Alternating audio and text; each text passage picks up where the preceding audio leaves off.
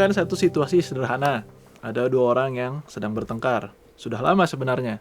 Tidak saling bicara. Setiap kali bertemu, mereka pura-pura tidak melihat. Bukan karena tidak mau berdamai, tetapi karena tidak tahu harus mulai dari mana.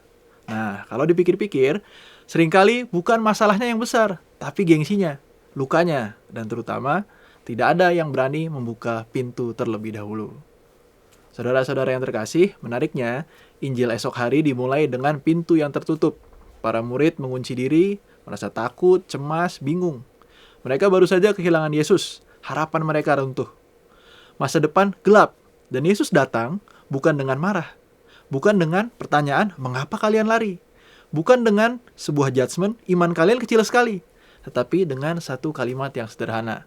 Damai sejahtera bagi kamu. Lalu Yesus melakukan sesuatu yang sangat aneh dan sangat penting sebenarnya. Yesus menghembusi mereka dan berkata, "Terimalah Roh Kudus. Jika kamu mengampuni dosa orang, dosanya diampuni." Di sini kita melihat sesuatu yang sering kita lewatkan. Gereja lahir bukan dari orang-orang yang sempurna, tapi dari orang-orang yang diampuni. Dan lebih dari itu, gereja hidup karena Roh Kudus yang memberi kemampuan untuk mengampuni. Coba, mari kita lihat hidup kita sehari-hari.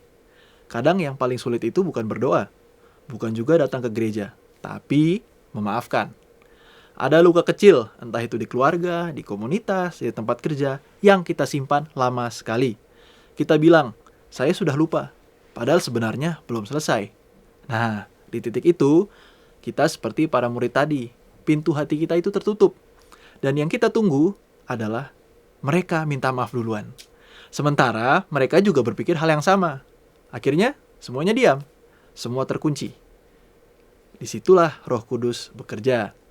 Bukan dengan cara yang spektakuler, bukan dengan suara gemuruh, tetapi dengan dorongan kecil dalam hati. Sudah, lepaskan saja. Coba mulai duluan, tidak apa-apa mengalah. Dan ketika kita berani mengampuni, sesuatu yang aneh terjadi.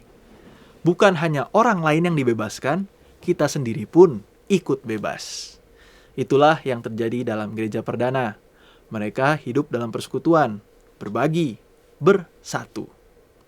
Bukan karena mereka itu hebat, tetapi karena mereka membiarkan Roh Kudus bekerja dalam relasi mereka. Dan mungkin pertanyaan paling sederhana untuk kita hari ini adalah, apakah ada pintu dalam hati saya yang masih terkunci?